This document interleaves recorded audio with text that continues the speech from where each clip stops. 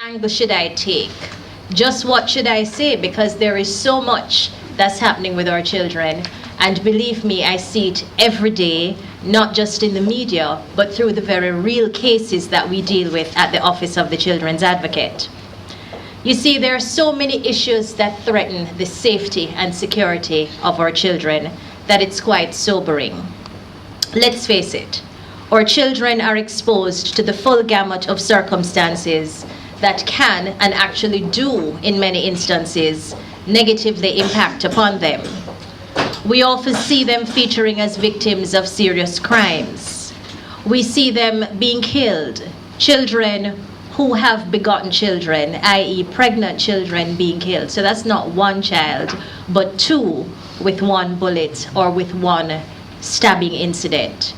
We see them on the streets in very unsatisfactory associations, bad company, if you will. We see them being neglected in the home by their parents to whom they have been entrusted. We see them being emotionally abused at school, the institutions where they should be hallowed halls of learning. We see our children under siege in so many different ways. We see them being exposed to unfriendly situations which are not suitable for any child to be exposed to. We see them being exposed to harsh treatment in their own homes, in their communities, and their schools. But yet, they somehow still are so resilient enough that they can bounce back and defy all odds and to shine once given that chance. Regrettably too, and perhaps quite sobering, is the fact that not only do our children feature as victims of crimes and victims in a variety of other circumstances, but we're also seeing them occupy the position of the aggressor. Yes, ladies and gentlemen, boys and girls, we in Jamaica do have child murderers. We do have those who break into your house and mine, those who will find themselves pulling a trigger or wielding the knife at the unsuspecting victim. What influences could these children have been exposed to that would have caused them to ever think that such behavior was either acceptable or appropriate? What are we doing to our children to school them into thinking that these are reasonable responses? In seeking to focus our minds on this year's theme, children's safety and security, our priority, I thought that it would perhaps be worth the while to approach this morning's discussion with you from the perspective of the Jamaican child. As such, I invite you to journey along with me and to see life through the experiences of a child in Jamaica today. They say that I am a child, but what does that really mean? As far as I understand it, my country, Jamaica, has signed a very special international document known as the Convention on the Rights of the Child. And there are local laws right here in my island home that say once I am not 18 years old, I am a child. Somewhere deep within, I truly believe that. But sometimes I get quite confused because of some of the experiences that I've been through. If childhood is supposed to be the best time of your life, I am not so sure that everybody agrees with that. After all, I remember how I loved to play and laugh when I was 3 years old. It was as if I just could not get enough.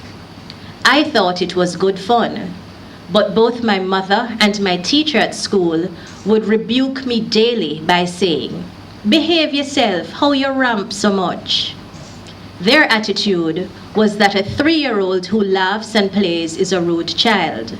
How very odd. Don't they know that a child has the right to play, relaxation, and leisure? As a 3-year-old caught up in the prime of my early childhood years, play is one of the ways through which I express myself and learn. I suppose it wasn't all bad though, because I still knew that deep down, despite how dismissive of me my parents sometimes were, and despite how badly they would beat me, they loved me. Or did they? How delighted was I when my mother would read to me at nights and spend time teaching me how to count. When I later learned that some children had never had someone ever read to them right here in Jamaica or take the time out to care, it made me feel very sad indeed, because the best way to make a child feel secure in your love at that stage of life is to spend quality time with them and to help them know just how special they are. It is things like these that create that special bond between parent and child and promotes that trust to have the child confide in you when those deep, dark secrets and hurt lurk at every corner. As I got older and the preteen years rolled in, so much more confusion came with it. I desperately, however, would continue to cling to the hope that I could grow up to achieve anything that I set my mind to. What was very off-putting, though, were those negative comments that would cause me to struggle with self-doubt from time to time. When my grandmother would style me as good for nothing, or my teacher would say that it's because I'm dunce why I got such a low grade, it made me question whether I was ever going to be good enough. Should I just give up the ghost and the impossible dream of ever becoming that successful adult I once thought I would be? At my tender age, I'm not quite sure if this is what they call emotional abuse, but it sure feels like it. How I would love if positive expressions of love, encouragement, and gentle nurturing could come my way all the time. In hard times, these are the types of expressions that would help me to feel secure and safe in the love of all the adults with whom I must interact from day to day. Then came perhaps the most awful experiences of all. My mother and my father just could not get along with each other, and they split up. That alone shattered my world, because my stability was swept right from beneath me. I even wondered if I was the cause of it. Talk about feelings of insecurity and the disappearance of safety as I understood it. So here I was, living with my mother and my new stepfather. He seemed quite okay, but I somehow resented him because it was my view that with him out of the picture, my mommy and daddy would get back together. He suggested to my mom that to get along better, he would start spending more time with me. So we tried that, and it worked well. I sometimes, however, got that strange feeling that he was getting a bit too close, if you know what I mean. He loved to always be physically close to me, and then the unthinkable happened. My mother had to work late 3 nights in a row, and so I would go to sleep before she came home. It was on one of these nights that he sexually molested me. I wanted it to be a bad dream, but this sad, dark truth was now my reality. I felt so violated, so hurt, and so angry. Strange enough too, I felt very embarrassed, as if somehow I was responsible for this happening to me. I decided to tough it out and bear the shame in silence. 2 months later, when I could bear it no more, I plucked up the courage to tell my mother. That was a huge day of my life, huger than I would even recognize. I had to find the right time to say it. I had to be sure that my mother was in the right frame of mind and mood to hear this. And I had to be sure that I could deal with her anger and possibly her disbelief. So here I am, and I could be a girl or a boy, disclosing about sexual abuse at the hands of my stepfather. There, relief, I have said it. But you know what happened next? My mother said I was lying and that I was just jealous of her relationship with my stepfather. I was put out and sent to live with my father. I've never received the support that I yearned for, that I deserved, and those scars are with me up to this very moment. Is this how parents make their children feel secure and loved? Is this the approach we take to ensuring the safety of children? All those people in my community closed their eyes to my pain and displacement. The funny thing is that I now have classic post-traumatic stress disorder. I act out quite a bit because I need somebody, anybody, to pay some attention, to validate me, to make me feel important, to listen to my story. Yet, when I do get the attention, it's usually all negative, very punitive. I hear, "What's wrong with you? Why can't you just do the right thing? Why are you so difficult?" Nobody takes the time to just dig a little deeper, to get to the root cause and to understand that it is because of this deep betrayal, this unwanted sexual molestation, and all the other baggage that I carry that I act this way. Some early interventions would have been a good way to try to correct the situation. But I'm just a child. Will you listen? Then came the boys in my community, who finally provided the answer to what I was yearning for all this time. I got the attention. I felt now that I had a group that I could touch the road with, have fun, party, skip school because after all, school is boring, and most of all, earn some money with our daily hustling. It was school. Before I knew it, we were playing pranks on anyone and everyone. Not just your little everyday pranks, but some serious pranks.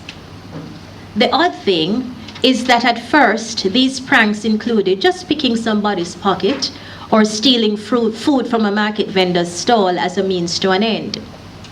I somehow seemed to have graduated, however, after just a short period of apprenticeship.